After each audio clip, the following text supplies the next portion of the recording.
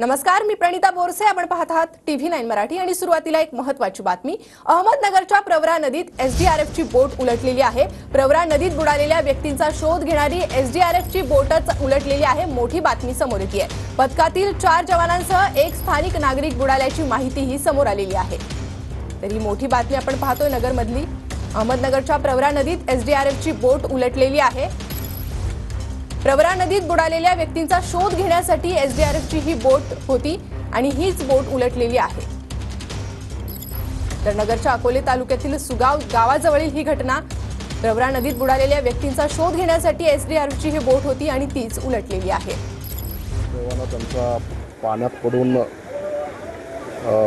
त्यापैकी एक जणाची body recover झाली आहे आणि एक जणाची बॉडी अजूनही रिकवर व्हायची होती. म्हणून आपण एसडीआरएफच्या टीमला ती बॉडी शोधण्यासाठी विनंती केली होती.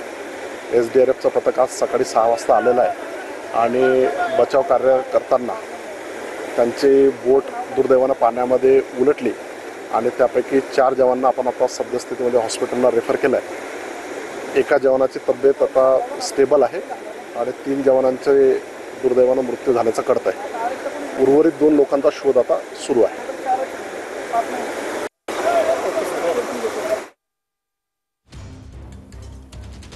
तर अहमदनगरच्या प्रवरा नदीत ही बोट उलटलेली आहे. एसडीआरएफचीच ही बोट उलटलेली आहे. 4 जवानांसह एक स्थानिक देखील या बोटीमध्ये होता.